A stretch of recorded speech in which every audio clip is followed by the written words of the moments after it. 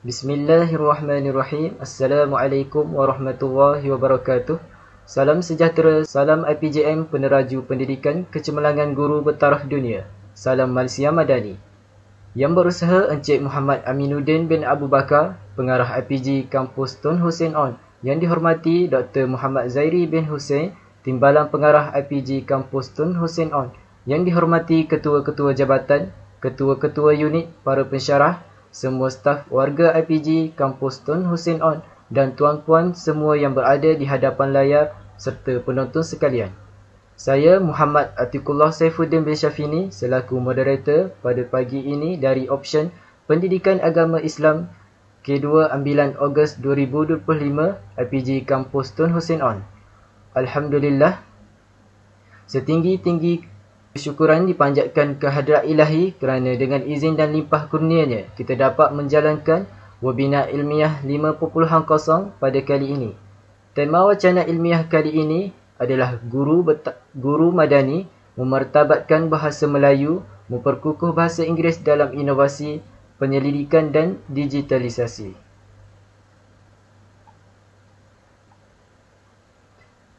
Bagi menambah keberkatan majlis, marilah kita sama-sama memulakan majlis ini dengan bacaan Ummul Kitab Al-Fatihah.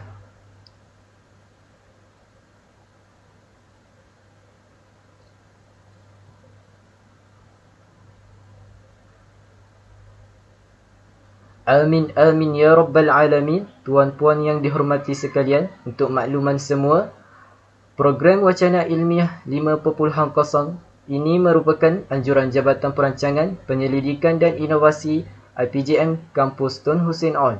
Hadirin yang dihormati sekalian, izinkan saya menyampaikan serangkap pantun. Bunga seroja di tepi perigi, harum mekar indah berseri.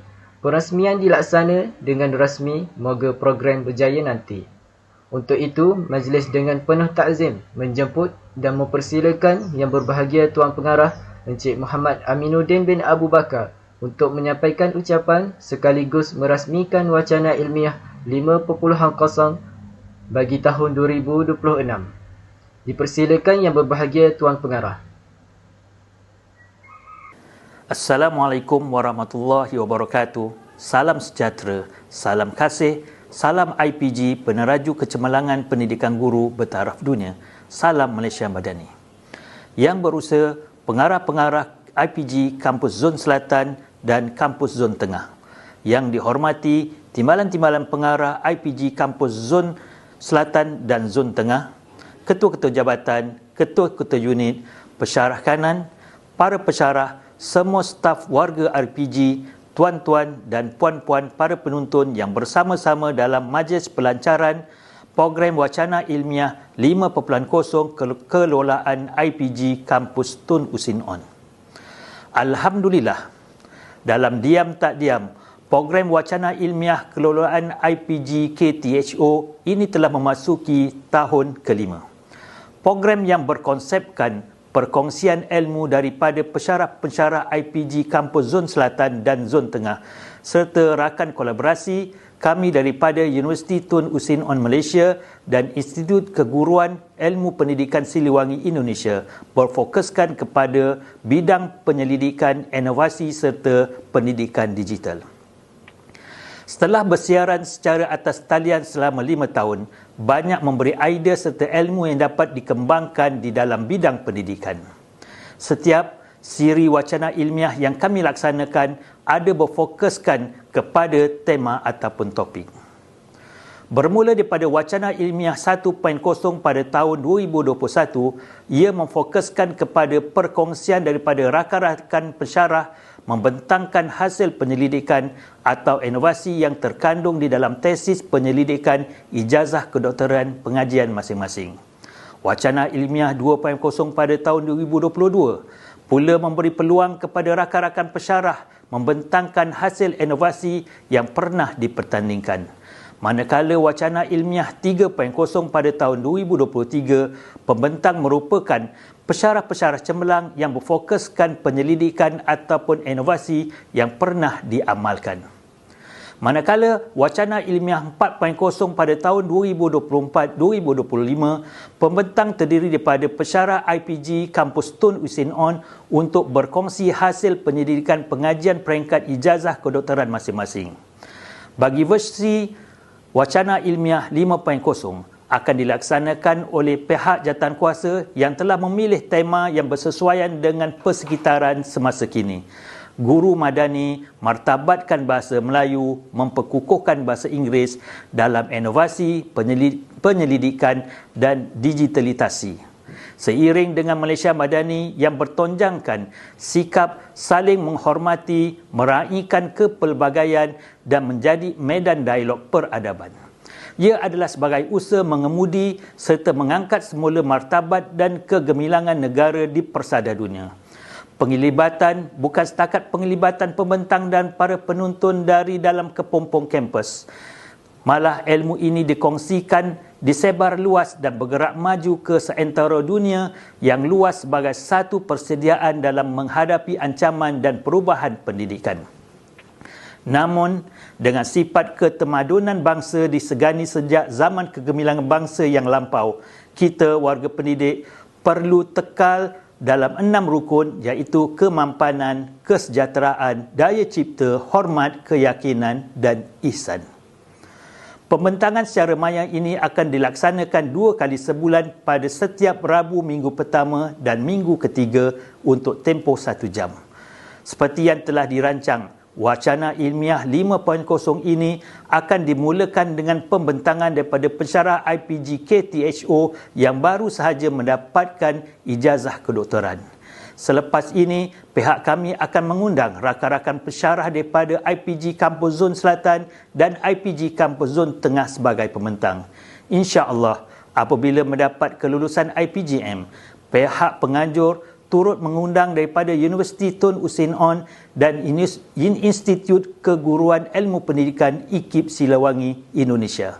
Saya mengambil kesempatan ini untuk mengucapkan tahniah kepada semua pembentang yang telah dipilih sebagai panel untuk siri wacana ilmiah 5.0 dan setinggi-tinggi tahniah saya ucapkan kepada semua yang terlibat sama ada secara langsung atau tidak langsung atas penganjuran program yang amat memberi manfaat ini. Akhir kata, dengan lafaz yang mulia, Bismillahirrahmanirrahim, saya merasmikan wacana ilmiah 5.0 IPG Kampus Tun Usain On. Sekian, wabillahi taufiq wa hidayah. Wassalamualaikum warahmatullahi wabarakatuh.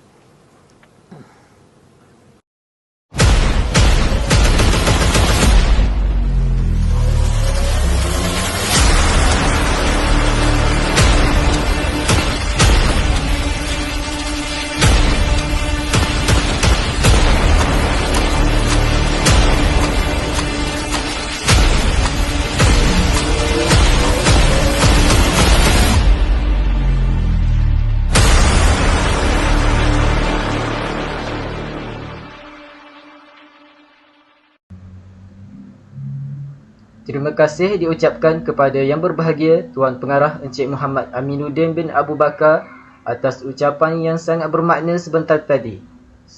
Semoga segala amanat, pesanan dan harapan yang telah disampaikan menjadi panduan serta inspirasi kepada kita semua.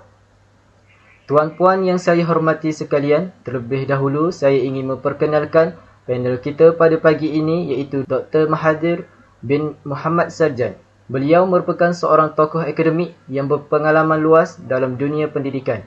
Dari segi kelayakan akademik, beliau memiliki sijil perguruan daripada ijazah Sarjana Muda Sains Sukan dari UTM, Sarjana dari UTM serta ijazah Doktor Falsafah PhD dari UTHM. Dari sudut pengalaman kerjaya, beliau telah berkhidmat selama 14 tahun di sekolah sebelum menyambung tugas sebagai penolong pengawal pengurusan sekolah di PPD selama 12 tahun.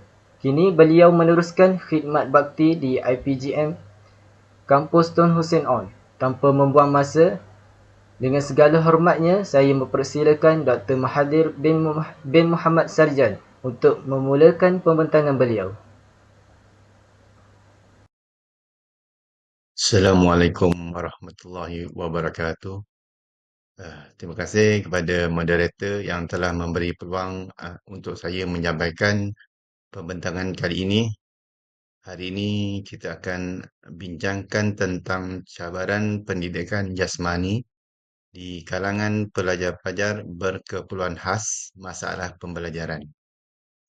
Tuan-tuan dan puan-puan para hadirin yang dihormati sekalian, Alhamdulillah, syukur kita kehadrat Allah Subhanahu Wa Taala kerana diberikan kesempatan untuk berkumpul pada hari ini bagi membincangkan topik yang amat relevan dengan cabaran pendidikan di negara kita. Pendidikan jasmani sebagai salah satu komponen dalam kurikulum pendidikan memainkan peranan yang sangat penting dalam pembentukan tubuh badan yang sihat.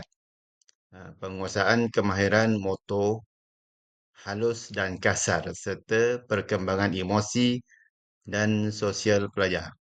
Namun, cabaran yang dihadapi oleh pelajar-pelajar berkeperluan khas, khususnya yang mempunyai masalah pembelajaran, dalam bidang ini tidak boleh dipandang ringan.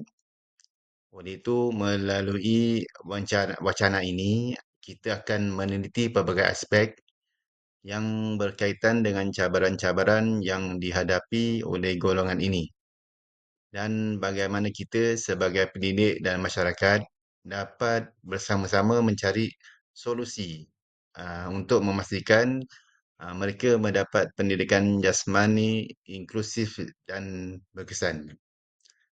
Kita lihat daripada segi definisi. Sebelum kita melangkah lebih jauh, izinkan saya terlebih dahulu memberikan penjelasan mengenai pelajar berkeperluan khas masalah pembelajaran. Pelajar-pelajar ini merujuk kepada mereka yang mempunyai keperluan khas dalam aspek pembelajaran yang menghalang mereka daripada mengikuti kurikulum pendidikan khas dalam arus perdana dengan cara yang biasa. Masalah pembelajaran ini mungkin melibatkan kesulitan dalam membaca, menulis, memahami arahan atau mengingat maklumat dengan baik. Pelajar berkeperluan khas ini juga mempunyai masalah dalam perkembangan motorik yang menyebabkan mereka kesulitan dalam aktiviti fizikal yang melibatkan koordinasi tubuh badan, keseimbangan dan ketangkasan. Oleh itu, mereka memerlukan pendekatan yang berbeza dan lebih terarah dalam pendidikan jasmani untuk memenuhi keperluan mereka. Kita lihat dengan cabaran tersebut. Cabaran-cabaran utama. Keterbatasan fizikal dan kognitif. Itu yang pertama. Apa itu keterbatasan fizikal dan kognitif? Salah satu cabaran utama yang dihadapi oleh pelajar-pelajar berkeperluan khas masalah pembelajaran ini adalah keterbatasan dalam aspek fizikal dan kognitif. Beberapa pelajar mungkin menghadapi masalah koordinasi badan yang kurang baik, keseimbangan yang lemah atau ketangkasan yang terbatas. Keadaan ini tentunya menghalang mereka daripada menyertai aktiviti pendidikan jasmani secara sepenuhnya. Tambahan pula, masalah kognitif seperti kesulitan dalam memahami arahan atau menjalankan tugas-tugas yang kompleks dalam sukan atau aktiviti fizikal juga menjadi satu halang yang besar. Cabaran yang kedua iaitu kekurangan peralatan dan fasiliti yang sesuai untuk pelajar ini. Satu lagi cabaran yang tidak dapat dinafikan adalah kekurangan peralatan dan fasiliti yang sesuai untuk menyokong aktiviti pendidikan jasmani bagi pelajar-pelajar berkeperluan khas. Banyak sekolah di negara ini masih tidak mempunyai peralatan yang direka khas untuk pelajar berkeperluan khas. Ini termasuklah peralatan yang sesuai untuk latihan motor secara kasar dan halus, ruang yang selesa atau aktiviti fizikal, dan peralatan yang dapat disesuaikan dengan kemampuan fizikal mereka. Tanpa peralatan yang mencukupi dan sesuai, pelajar-pelajar ini akan terus menghadapi kesukaran untuk menyertai aktiviti pendidikan jasmani dengan lebih berkesan. Seterusnya, cabaran seterusnya adalah kekurangan latihan yang mencukupi uh, bagi pendidik. Bagi pendidik dalam mengendalikan pelajar-pelajar berkeperluan khas dalam kelas pendidikan jasmani. Tidak semua pendidik mempunyai pengetahuan atau latihan khas dalam mengajar pelajar berkeperluan khas. Tanpa latihan yang mencukupi, pendidik mungkin dapat merancang pengajaran yang sesuai dengan tahap kebolehan pelajar-pelajar ini. Pengajaran yang tidak sesuai boleh menyebabkan pelajar berasa kecewa, terpinggir dan akhirnya mengabaikan pendidikan jasmani secara keseluruhannya. Seterusnya, sesetengah pelajar berkeperluan khas mungkin mempunyai sikap negatif terhadap pendidikan jasmani. Sama ada disebabkan oleh pengalaman buruk sebelum ini ataupun kerana mereka merasakan aktiviti fizikal ini terlalu sukar untuk mereka. Hal ini mungkin berpunca daripada kurangnya sokongan moral dan emosi daripada rakan sekelas atau pendidik, serta kekurangan pemahaman mengenai keperluan khusus mereka dalam aktiviti jasmani. Cabaran yang akhir iaitu satu lagi cabaran yang paling besar lah dalam penyusunan program pendidikan jasmani yang tidak inklusif. Banyak program pendidikan jasmani di sekolah masih terlalu fokus pada aktiviti yang bersifat kompetitif dan memerlukan tahap kebolehan fizikal yang tinggi, tanpa memberi perhatian khusus kepada pelajar-pelajar berkeperluan khas. Ini menyebabkan pelajar berkeperluan khas terpinggir kerana aktiviti yang ditawarkan tidak sesuai dengan kemampuan mereka. Aktiviti jasmani harus disesuaikan dengan keperluan fizikal dan kognitif pelajar-pelajar berkeperluan khas agar mereka semua dapat mengambil bahagian dengan lebih yakin dan positif. Kita lihat pula dengan pendekatan yang paling sesuai lah yang perlu diambil untuk pelajar-pelajar tersebut ataupun untuk pelajar-pelajar berkeperluan khas. Salah satu langkah yang utama dalam mengatasi cabaran ini adalah dengan mengamalkan pendidikan jasmani yang inklusif. Pendekatan ini melibatkan pengubahsuaian aktiviti pendidikan jasmani mengikut fizikal, kognitif pelajar berkeperluan khas. Contohnya, aktiviti bisikal yang lebih sederhana dan mudah boleh dijalankan untuk memastikan mereka tidak merasa terpinggir. Latihan lebih fokus kepada penguatan otot, keseimbangan dan koordinasi yang boleh dimasukkan dalam program mereka. Seterusnya, latihan yang lebih menyeluruh dan berterusan perlu diberikan kepada pendidik dalam pengurusan kelas pendidikan jasmani. Bagi pelajar pendidikan khas inilah, pendidik harus diberi pengetahuan tentang bagaimana mengajar pelajar dengan masalah pembelajaran, serta cara-cara mengubahsuai aktiviti fizikal yang sesuai untuk mereka. Selain itu, pendidik juga perlu dilatih dalam menyediakan sokongan emosi dan moral kepada pelajar-pelajar ini agar mereka lebih diterima dan dihargai dalam aktiviti pendidikan jasmani. Seterusnya, peningkatan akses kepada peralatan dan fasiliti yang sesuai dalam aspek uh, maaf, sorry. Peningkatan akses kepada peralatan dan fasiliti yang sesuai adalah aspek penting dalam memastikan pelajar-pelajar berkeperluan khas ini dapat menikmati pendidikan jasmani dengan yang lebih berkualiti.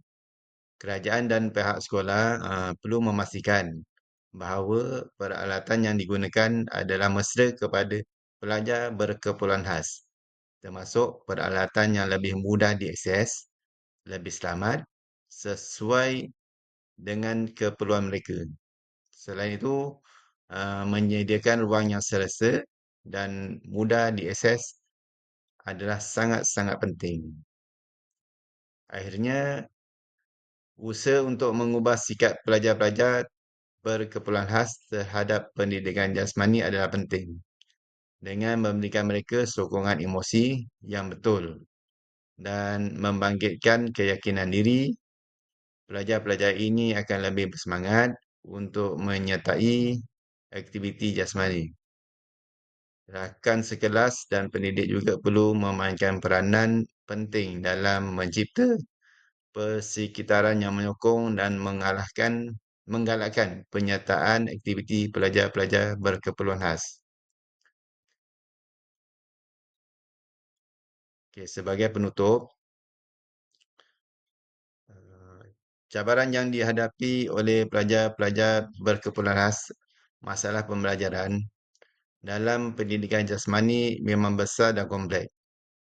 Namun, ia bukan satu masalah yang tidak dapat diselesaikan. Salah satu sebab utama mengapa cabaran ini wujud adalah kerana sistem pendidikan jasmani di kebanyakan sekolah masih tidak cukup disesuaikan untuk memenuhi keperluan khusus pelajar tersebut. Keperluan mereka dalam aspek fizikal dan kognitif memerlukan pendekatan yang berbeza daripada pelajar-pelajar yang normal ataupun daripada pelajar-pelajar biasalah. Dan ini memerlukan usaha yang lebih daripada pihak pendidik, pihak sekolah serta masyarakat secara keseluruhannya. Namun, dengan pendekatan yang betul, kita boleh mengatasi cabaran-cabaran ini. Pendidikan jasmani yang inklusif adalah kunci untuk memastikan semua pelajar, termasuk yang berkeperluan khas, dapat menikmati manfaat daripada pendidikan jasmani. Inklusif di sini bermaksud menyediakan aktiviti fizikal yang boleh diakses oleh semua pelajar tanpa mengira tahap kemampuan mereka. Pendekatan ini memerlukan penyelesaian aktiviti mengikut kemampuan fizikal, seperti menyediakan aktiviti yang lebih mudah dan memfokuskan pada latihan asas seperti keseimbangan kognitif, motorik dan penguasaan otot. Selain itu, latihan yang mencukupi untuk pendidik juga memainkan peranan yang sangat penting. Tidak semua pendidik mempunyai pengetahuan atau latihan yang mencukupi dalam mengendalikan pelajar berkeperluan khas. Oleh itu, pendidik perlu diberi latihan yang lebih menyeluruh mengenai cara mengajar pelajar berkeperluan khas ini.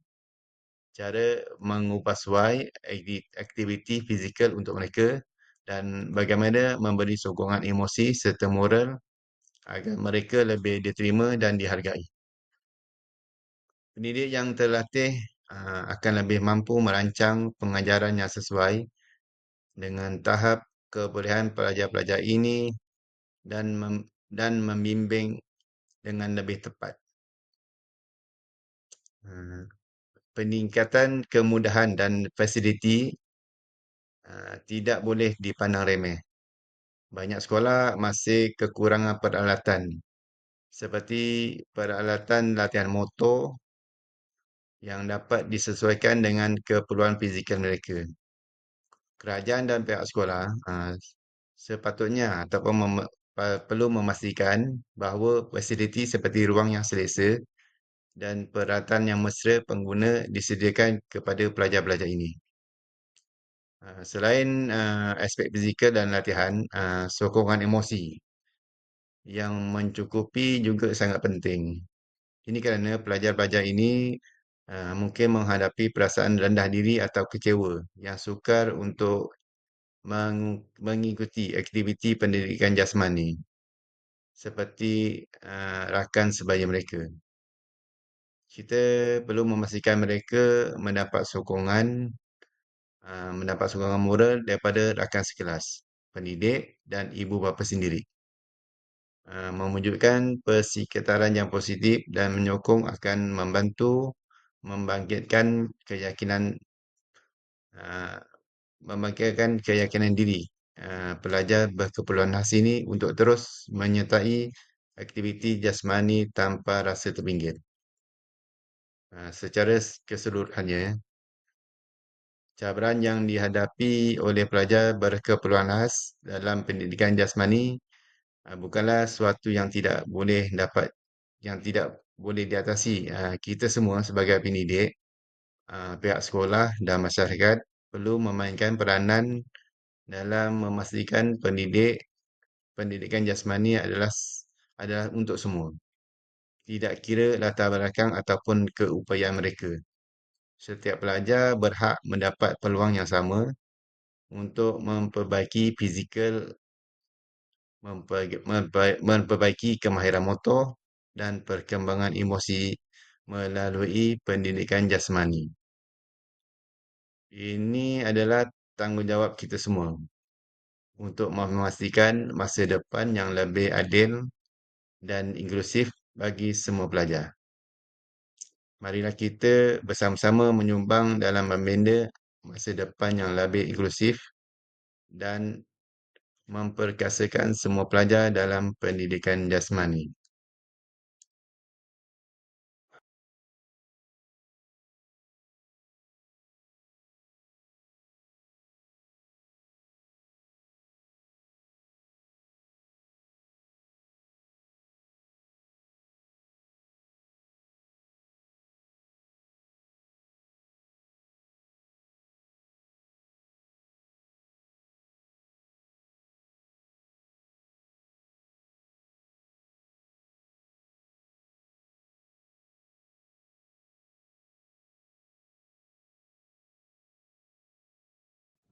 Terima kasih moderator untuk menjawab cabaran merancang aktiviti pendidikan jasmani inklusif dan pengaruh pendidikan pengajaran terhadap perkembangan pelajar berkeperluan khas. Pendidikan jasmani ataupun PJ merupakan satu komponen penting dalam sistem pendidikan kerana ia menyumbang kepada perkembangan fizikal, mental, emosi dan sosial pelajar. Dalam konteks pendidikan inklusif, pendidikan jasmani memainkan peranan yang amat signifikan kerana ia menyediakan peluang kepada pelajar berkeperluan khas untuk terlibat secara aktif bersama pelajar arus perdana. Walau bagaimanapun, untuk merancang dan melaksanakan aktiviti pendidikan jasmani yang inklusif bukanlah satu tugas yang mudah kerana terdapat pelbagai cabaran yang perlu dihadapi oleh guru. Di samping itu, pendekatan pengajaran yang berbeza juga memberi kesan yang besar terhadap perkembangan fizikal dan sosial pelajar berkeperluan khas tersebut.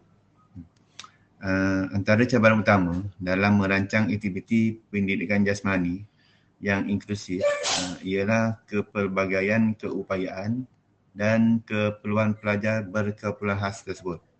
Pelajar ini terdiri daripada pelbagai kategori seperti masalah pembelajaran, kecacatan fizikal, masalah penglihatan dan pendengaran serta gangguan perkembangan seperti autism. Setiap pelajar mempunyai tahap kebolehan fizikal dan kognitif yang berbeza, menyebabkan guru perlu menyediakan ataupun menyelesaikan aktiviti agar dapat melibatkan semua pelajar secara selamat dan bermakna. Tanpa pengubahsuaian, pelajar berkeperluan khas mungkin menghadapi kesukaran untuk mengikuti aktiviti yang dirancang. dan berisiko mengalami kecederaan ataupun tekanan emosi. Selain itu, kekurangan dari segi kemudahan dan peralatan turut menjadi cabaran besar. Tidak semua sekolah mempunyai peralatan pendidikan jasmani yang bersifat adaptif atau mesra pelajar, kekurangan ruang yang luas ataupun kekurangan ruang yang sesuai, peralatan yang terhad serta bilangan murid yang ramai dalam satu kelas menyukarkan guru memberi perhatian terhadap individu tersebut. Kekangan masa pengajaran juga menyebabkan guru terpaksa menumpukan kepada pencapaian silibus sekaligus mengurangkan peluang untuk melaksanakan aktiviti yang benar-benar inklusif. Cabaran seterusnya ialah pengetahuan, kemahiran dan sikap guru terhadap pendidikan inklusif. Sebahagian guru PJ mungkin tidak mempunyai latihan khusus dalam pendidikan khas, menyebabkan mereka kurang yakin untuk mengendalikan murid berkeperluan khas ini. Sikap negatif atau kurang peka terhadap keperluan pelajar berkeperluan khas juga boleh menjejaskan pelaksanaan PJ. Oleh itu, sokongan profesional dan latihan berterusan amat penting bagi meningkatkan kompetensi guru tersebut. Pendekatan pengajaran yang berbeza boleh mempengaruhi perkembangan fizikal secara signifikan. Pendekatan pengajaran berbeza membolehkan guru mengubah suai aktiviti mengikut tahap keupayaan individu tersebut. Melalui pendekatan ini, pelajar berkeperluan khas dapat meningkatkan kemahiran motor, kekuatan fizikal, koordinasi dan keseimbangan secara berperingkat. Pendekatan yang menekankan pencapaian individu atau kemajuan berbanding persaingan membantu meningkatkan motivasi dan keyakinan diri pelajar. Dari aspek sosial, pendekatan pelajar dan pembelajaran yang berasaskan rakan sebaya memberi peluang kepada pelajar berkeperluan khas untuk berinteraksi dan bekerjasama dengan rakan. Aktiviti berkumpulan membantu mereka membina kemahiran komunikasi, kerjasama dan kepimpinan, di samping mengurangkan perasaan terasing. Interaksi sosial yang positif juga membantu sikap empati dan toleransi dalam kalangan pelajar-pelajar lain, sekaligus mewujudkan persekitaran pembelajaran yang lebih harmoni dan inklusif. Secara kesimpulannya, merancang aktiviti pendidikan jasmani yang inklusif untuk pelajar berkeperluan khas ini melibatkan pelbagai cabaran seperti kepelbagaian keupayaan pelajar, kekangan kemudahan dan masa serta pengetahuan dan sikap guru tersebut. Namun, dengan penggunaan pendekatan pengajaran yang fleksibel, kreatif dan berpusatkan pelajar, pendidikan jasmani dapat menjadi medium yang berkesan untuk meningkatkan perkembangan fizikal dan sosial pelajar berkeperluan khas. Pendidikan jasmani inklusif bukan saja menyumbang kepada kesejahteraan individu pelajar, malah membentuk masyarakat yang prihatin dan inklusif. Itu jawapannya dah.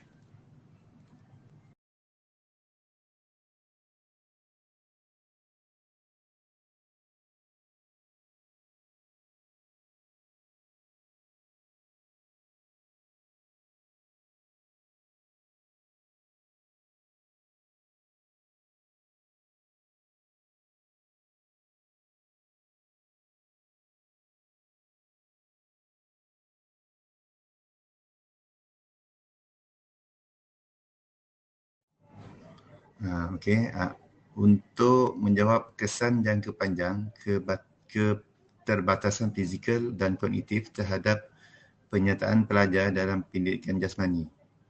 Pendidikan jasmani ataupun PJ merupakan komponen yang penting dalam kurikulum sekolah yang bertujuan membangunkan kecerdasan fizikal, kemahiran motor, kesihatan mental serta kemahiran sosial belajar. Melalui aktiviti fizikal yang terancang, pelajar dapat membina gaya hidup yang sihat dan aktif sejak usia muda. Namun demikian, keterbatasan fizikal dan kognitif dalam kalangan pelajar boleh memberi kesan yang signifikan terhadap penyataan mereka dalam pendidikan PJ. Terutama jika isu-isu ini tidak ditangani dengan pendekatan yang betul dan berkesan. Kegagalan menangani keterbatasan ini secara sistematik boleh membawa kepada kesan yang panjang yang negatif dari aspek fizikal, emosi dan sosial pelajar tersebut. Kita lihat daripada sudut fizikal. Pelajar mungkin mempunyai keterbatasan fizikal seperti kelemahan otot, masalah koordinasi, kecacatan anggota atau masalah keseimbangan. Mungkin mengalami kesukaran untuk melaksanakan aktiviti PJ secara umumnya.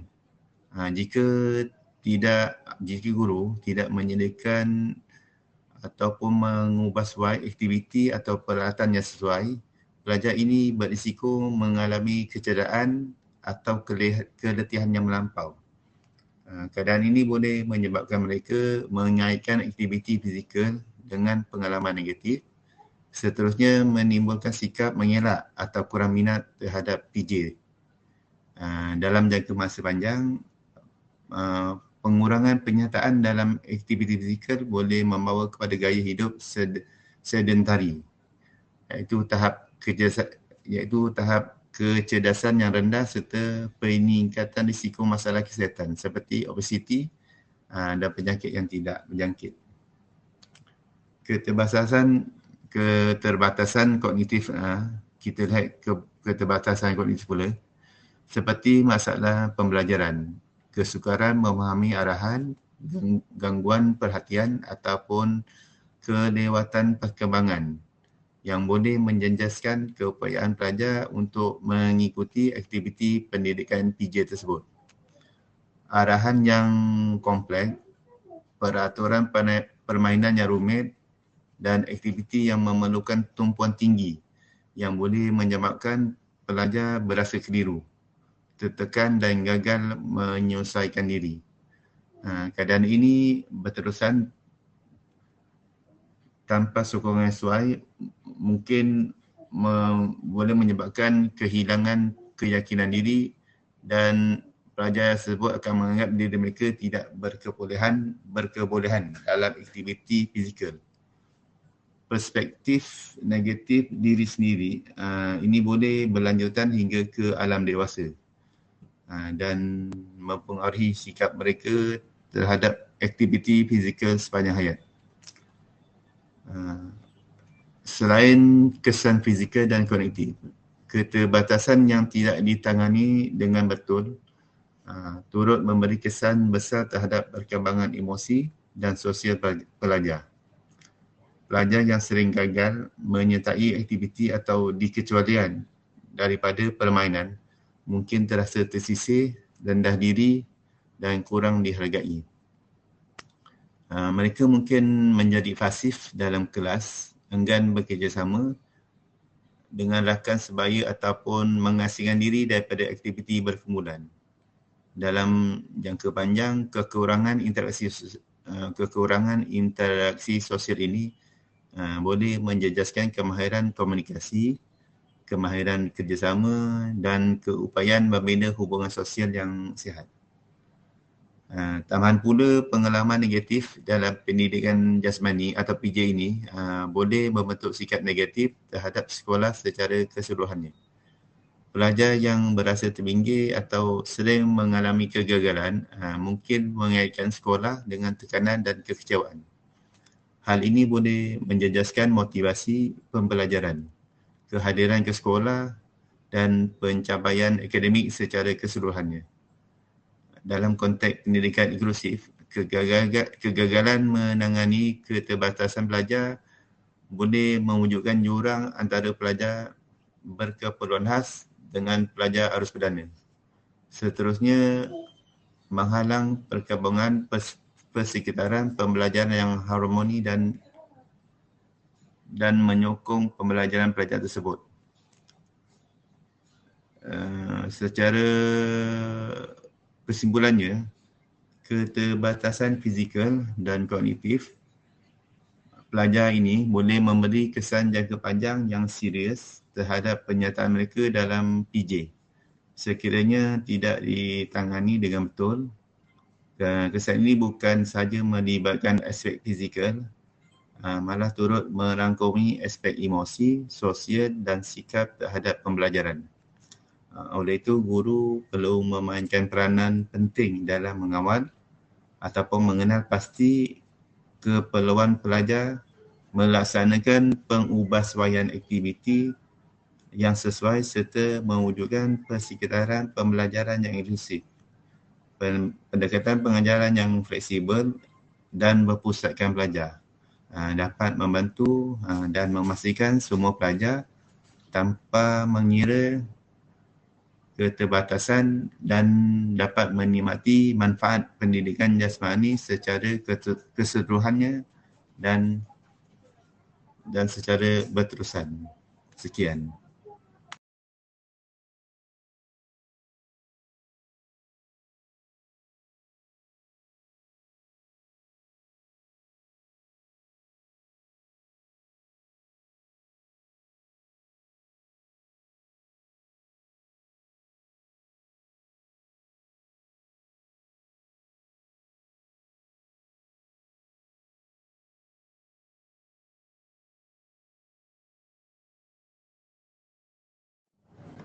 Okey.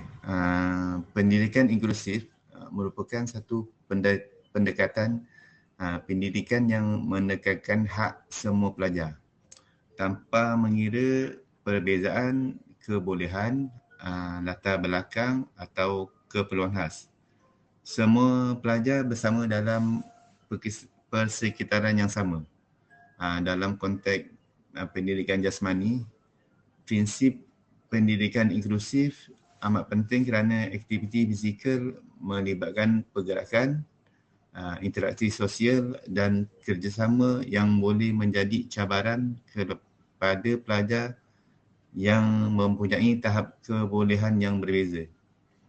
Oleh itu, aplikasi prinsip pendidikan inklusif dalam pendidikan PJ ini perlu dirancang dengan teliti agar semua pelajar dapat terlibat secara aktif, selamat dan bermakna.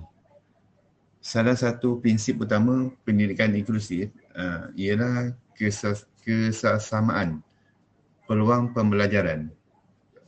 Dalam pendidikan PJ, prinsip ini boleh diaplikasikan dengan memastikan semua pelajar diberi peluang untuk menyertai aktiviti fizikal tanpa pengecualian.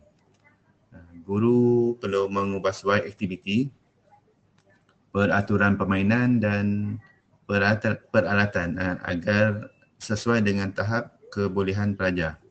Contohnya, dalam aktiviti permainan bola, pelajar mempunyai kekangan fizikal boleh menggunakan bola yang lebih ringan atau saiz yang besar, manakala jarak sasaran boleh dipendekkan.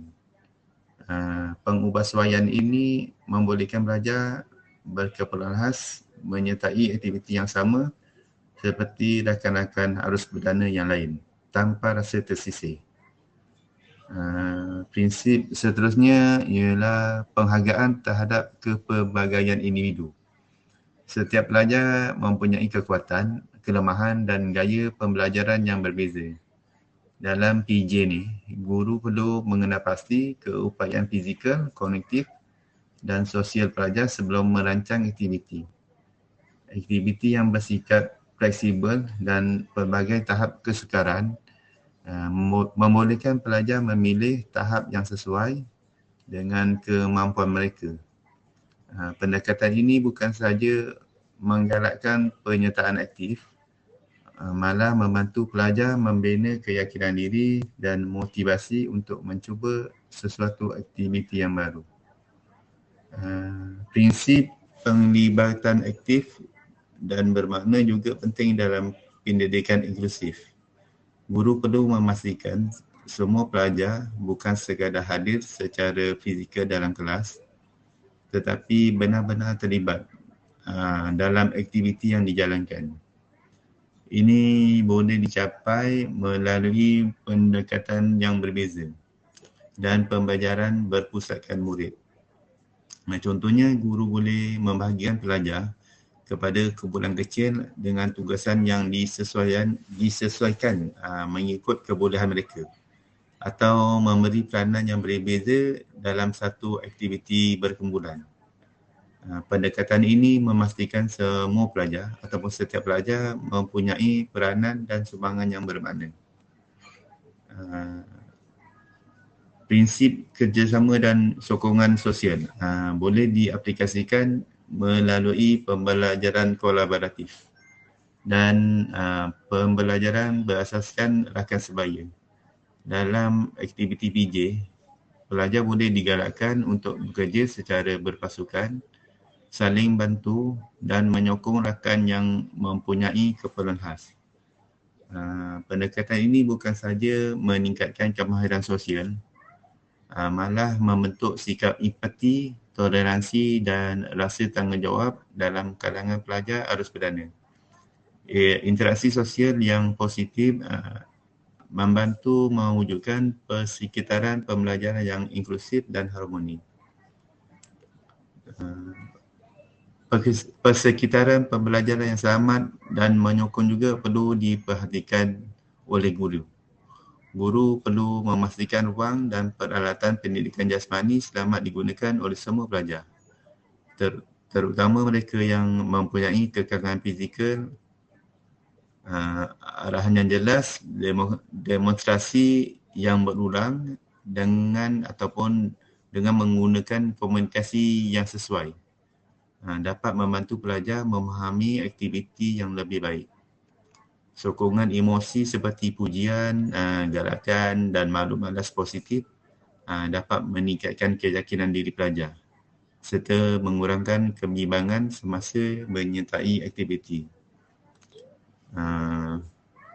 Prinsip pendidikan inklusif boleh diaplikasikan dalam pendidikan PJ melalui pengubahsawaian aktiviti, penghargaan terhadap kepelbagaian pelajar serta penglibatan aktif, kerjasama sosial serta penyediaan persekitaran pembelajaran yang selamat dan dapat menyokong pembelajaran tersebut.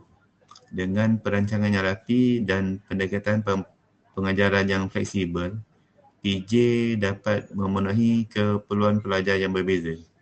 Tahap kebolehan serta seterusnya menyumbang kepada perkembangan fizikal, sosial dan emosi mereka secara keseluruhannya. PJ inklusif bukan sahaja mencerminkan keadilan dalam pendidikan, malah dapat membentuk masyarakat yang lebih prihatin serta inklusif. Akhir kata, saya sudahi dengan kalimah wassalamualaikum warahmatullahi wabarakatuh. Sekian, terima kasih. Terima kasih diucapkan kepada Dr. Mahathir bin Muhammad Sarjan di atas perkongsian kali ini. Semoga perkongsian sebentar tadi dapat memberi manfaat kepada kita semua. Terima kasih saya ucapkan kepada semua yang setia menonton dari awal hingga ke akhir rancangan ini. Terima kasih juga saya ucapkan kepada pihak Urustia di Belakang Tabir dan kru penerbitan yang telah menjayakan program ini. Sebelum saya mengakhiri webinar kali ini, izinkan saya menyampaikan dua rangkap pantun. Dari mana hendak ke mana, tinggi rumput dari padi. Hari mana, bulan mana dapat kita berjumpa lagi. Anak Pak Abu sedang berkelah, Pak Abu pula sedang berkayuh. Billahi taufiq wal hidayah. Assalamualaikum warahmatullahi wabarakatuh.